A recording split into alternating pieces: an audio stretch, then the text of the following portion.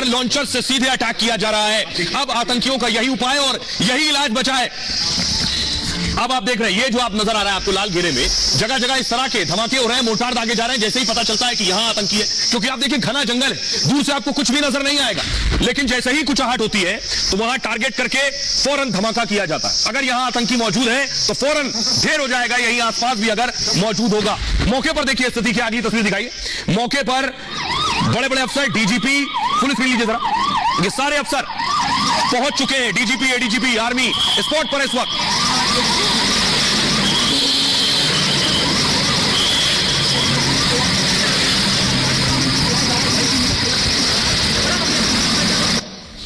अब आपको दिखा रहा हूं, ये जो आप देख रहे हैं ये उजैर खान है, इसे इस वक्त तलाशा जा रहा है। बताया जा रहा है ये जंगल में छिपा हो सकता है और इसकी तलाश में इस वक्त आर्मी जंगलों में मौजूद है, सेना जंगल के अंदर ऑपरेशन चला रही है, लेकिन ये सब तो गुर्गे हैं। अब वक्त है असल में उन्हें टारगेट करने का, उन्हें खत्म करने का, जो ऐसे लोगों को पालते पोसते हैं, जो सरहद पार बैठे हुए हैं, महफूज हैं। अब उन पर निशाना लगाने की बारी है। उनका डेथ वारंट निकल चुका है। ये रिपोर्ट देखिए।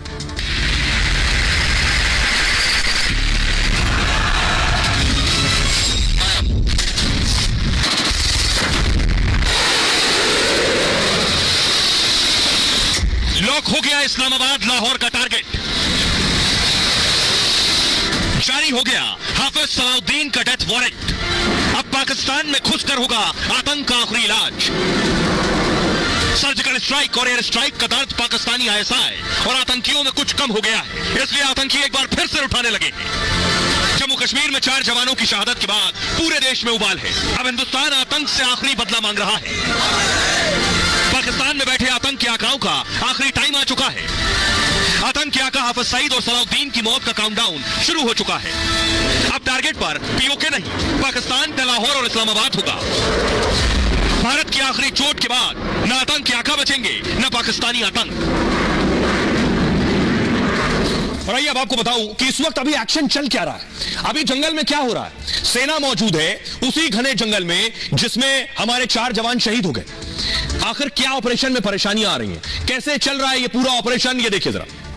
ये पूरे ऑपरेशन की तस्वीर मैं आपको दिखाने की कोशिश कर रहा हूं। इसे और नीचे ले जाइए प्लीज। और आप देखिए इस वक्त रॉकेट से जो आप देख रहे हैं, लॉन्चर से जो मोर्टार दागे जा रहे हैं, ठीक ऐसे ही ये मोर्टार दागे जा रहे हैं जंगल के अंदर, जो तस्वीरें भी मैंने आपको दिखाई। अनंतनाग में एनकाउंटर का आज तीसरा दिन है। रात के अंधेरे में एनकाउंटर नहीं होता है, अभी एनकाउंटर रोक दिया जाता है, ऑपरेशन रोक दिया जाता है, जिसे मैं कहूंगा कल सुबह सूरज निकलते ही फिर ऑपरेशन शुरू हो जाएगा। आतंकियों की तलाश में सुरक्षा बलों ने घेराबंदी की है। पूरे इलाके को सुरक्षा बलों ने इस वक्त घेर लिया है। मैं आपको बताऊं, ड्रोन के जरिए आतंकियों की सर्चिंग हो रही है। ये जो ड्रोन घूम रहे हैं ये पता लगा रहे हैं कहां आतंकी हो सकते हैं। देख रहे हैं आप इधर ड्रोन, सेना के कमांडोज स्निफर डॉग्स तलाश में जुटे हैं। हेलीकॉप्टर जो आप देख रहे हैं, हेलीकॉप्टर भी आतंकियों को खोज रहे हैं। जंगल में लगातार गोलीबारी और धमाके हो रहे हैं। आतंकियों को 4 किलोमीटर का दायरा बताया जा रहा है जिसमें घेर लिया गया है। उस 4 किलोमीटर के दायरे में घेरा गया, लेकिन फिर भी 4 किलोमीटर बहुत बड़ा दायरा होता है। सुरक्षा बल आतंकियों को कभी भी ढेर कर सकते हैं। आतंकियों के लिए यहां से बचना बेहद मुश्किल है। डीजीपी, एडीजीपी खुद एनकाउंटर वाली जगह पर मौजूद है। आतंकियों के छिपने की जगह पर मोर्टार दागे जा रहे हैं। लश्कर के 2-3 आतंकियों के छिपे होने की खबर है। आतंकियों का पता लगाने के लिए ड्रोन का भी इस्तेमाल हो रहा है। ऑपरेशन में पैरा कमांडो भी शामिल है। मौके पर सुरक्षा बलों की 10 टीमें मौजूद हैं और रॉकेट लॉन्चर से आतंकियों पर लगातार हमले जारी हैं। यह तरीका है आतंकियों को ढेर करने का। लेकिन आप सोच रहे होंगे कि 3 दिन से ऑपरेशन हो रहा है, खत्म क्यों नहीं हो रहा है? उसके पीछे वजह है यह घना जंगल जो मैं आपको दिखाने जा रहा हूं। यह है घना जंगल। इस घने जंगल में तलाशना, जो 12 किलोमीटर में फैला हुआ जंगल है, इस जंगल में समंदर में सुई ढूंढने जैसा है आतंकियों को खोजना। यही दिक्कत हो रही है कि आखिर जंगल में कहां छिपे हैं आतंकी, कहां फैले हुए हैं आतंकी। ये जो जंगल है किस तरह का जंगल है ये मैं आपको बताऊं। इस जंगल में किसी का छुप जाना, क्योंकि अंदर गुफाएं हैं जिन्हें प्राकृतिक गुफा भी कहते हैं, जो पत्थरों के जरिए, पहाड़ों के जरिए गुफा बन जाती है, नेचुरल केव्स भी अंग्रेजी में कहते हैं। ये आतंकी वहां छिपे हो सकते हैं। मैं आपको बताऊं, आपने अगर पीर पंजाल का नाम सुना होगा, पीर पंजाल एक पर्वतमाला है। पर्वतमाला जो हिमाचल प्रदेश, जम्मू कश्मीर तक फैली हुई है, उसकी तस्वीर देखिए जरा। अब मैं आपको दिखाने जा रहा हूं। ये आप जम्मू कश्मीर के नक्शे में और अंदर जाएंगे जब, ये है पीर पंजाल जो आपको सफेद रंग से नजर आ रहा है। पीर पंजाल, पीर पंजाल से ऊपर देखिए बारामूला है, नीचे शोपिया है, अनंतनाग है। दूसरी तरफ देखिए ये पुंछ राजौरी है, ये जम्मू का हिस्सा है। सांबा कठुआ नीचे आप देख रहे हैं, ये जम्मू का हिस्सा है। अब आतंकी क्या करते हैं, पीर पंजाल रेंज लंबे समय से आतंकियों का ठिकाना रही है। ये पर्वतमाला जो है, जो पहाड़ी है पूरी, आतंकी या तो इसके उस तरफ ऑपरेशन चलाते हैं या इस तरफ ऑपरेशन चलाते हैं। एलओसी और पीओके सहित 225 किलोमीटर का इलाका इसमें आता है। यहां आतंकवादी अक्सर सक्रिय रहते हैं। पीर पंजाल के घने जंगल रजौरी तक फैले हुए, ये आप देख रहे हैं, ये रजौरी का हिस्सा है। रजौरी से और बाहर की तरफ आएंगे तो आप पाकिस्तान अधिकृत कश्मीर की तरफ आ जाएंगे। यही पीओके है, आतंकी कैंप है। घिरे आतंकियों में लश्कर कमांडर उजैर खान भी है इस जंगल में। पीर पंजाल के दक्षिण का जो क्षेत्र है, ये पहाड़ी इलाका है। ये जो नीचे का हिस्सा है, ये पहाड़ी, जो जम्मू क्षेत्र से कश्मीर घाटी को विभाजित करता है। पीर पंजाल के दक्षिण में नीचे के हिस्से में जम्मू आप देख रहे हैं, सांभा दिखाई दे रहा है आपको, कठुआ है इससे जुड़ा हुआ है। वहीं मैदानी इलाका आपको रजौरी नजर आ रहा है। रजौरी पुंछ तक ये फैला हुआ है। जटिल भौगोलिक स्थितियों की वजह से ऑपरेशन में दिक्कतें हो रही हैं। आतंकी इसी का फायदा उठाकर यहां सक्रिय हैं। कभी पहाड़ों के इस तरफ, कभी पहाड़ों के उस तरफ। पहाड़ों में कई प्राकृतिक गुफाएं बनी हुई हैं, इन्हीं गुफाओं में रहते हैं, छिपे रहते हैं, खाना लेकर आते हैं। आशंका यह है कि आतंकी इन्हीं प्राकृतिक गुफा में छिपे। आतंकवादियों के छिपने के लिए यहां कई जगह है। इलाके की घेराबंदी करना बहुत मुश्किल। पीर पंजाल रेंज की तुलना अफगानिस्तान में आपने सुना होगा तोरा बोरा, उनकी पहाड़ियों की तरह।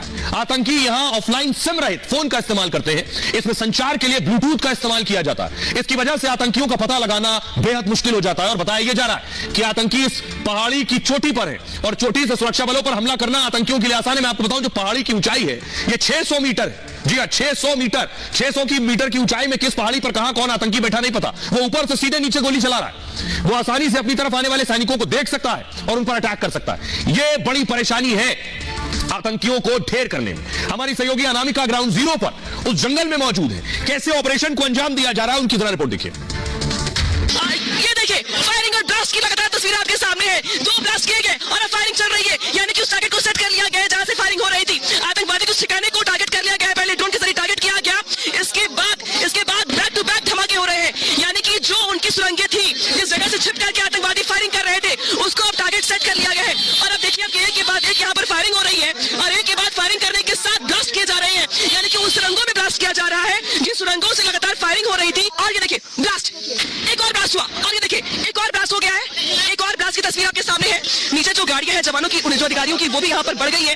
एक और गाड़ी अब देखिए आपको आती दिखाई दे रही है, यानी कि अब संख्या और गाड़ियों की बढ़ रही है, क्योंकि जिस तरीके से ऊपर ऑपरेशन चल रहा है, नीचे अधिकारी जो है मॉनिटरिंग कर रहे हैं। सोचिए, ये आतंकी बाकायदा खाने पीने की चीजें और हथियार लेकर आते हैं। ये आप देख रहे हैं, ये रजौरी से हथियार बरामद हुए थे। इनमें राइफल भी नजर आ रही है, पुलिस के लीजिए जरा।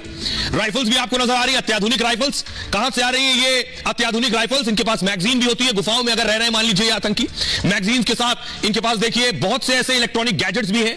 बुलेट्स भी आपको दूसरी तरफ नजर आ रही है।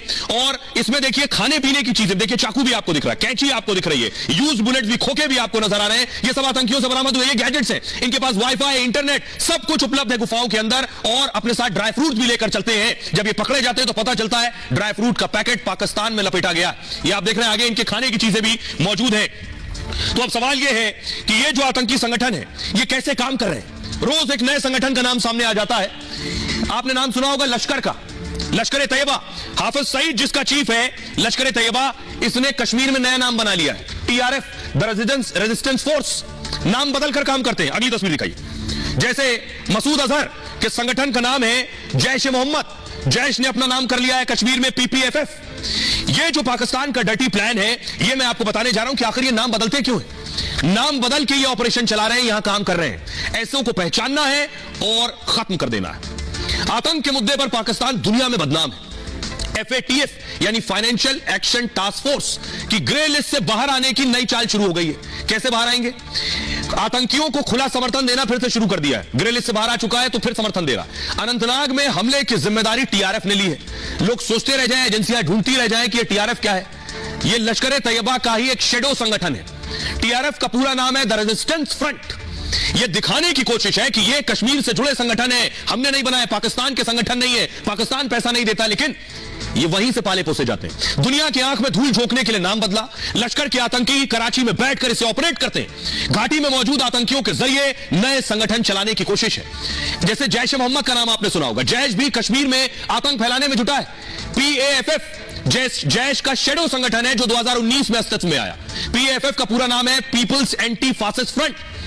Jammu Kashmir Ghaznavi force, Khalistan tiger force भी ऐसे ही नाम है। भारत ने इन 4 संगठनों को आतंकी संगठन करार दिया है, इसलिए इन संगठनों पर एक्शन लेने की जरूरत है। सुनिए जरा डिफेंस एक्सपर्ट मेजर गौरव आर्य इस पर क्या कह रहे हैं। बात ट्रेनिंग की नहीं है इसमें। जो बात है वो ये है कि टेरेन वहां का ऐसा है, जो जमीन वहां पे ऐसी है कि उसको अप्रोच करना, क्योंकि खास एक हाइट पे है और कुछ कुछ जगह तो 90 डिग्री का बिल्कुल खड़ा एक क्लाइंब है वहां पे, तो बड़ा मुश्किल है उस जगह को अप्रोच करना ही बहुत बड़ा मुश्किल कार्य है वहां पे, इसलिए इसमें इतना देर लग रही है। ट्रेनिंग में कोई फर्क नहीं आया कि पहले से ज्यादा काबिल हो गए आतंकी, ऐसा बिल्कुल भी नहीं है। टेरेन की डिफिकल्टी है, लॉजिस्टिक्स की डिफिकल्टीज है, इसलिए ये सब काम हो रहा है वहां पे। मेजर गौरव आर्या को आपने सुन लिया, लेकिन यह जो हमला हुआ है हमारे जवानों पर, यह सोची समझी साजिश के तहत पूरी प्लानिंग के साथ हुआ है। और खबर यह है कि आतंकी संगठन और पाकिस्तानी आईएसआई दोनों ने मिलकर बैठक की है। इस बड़े ऑपरेशन से पहले एक बैठक हुई है, और बैठक कहां हुई है? बैठक हुई है पाकिस्तान अधिकृत कश्मीर में। 370 हटाए जाने के बाद से ही आईएसआई बौखलाया हुआ है।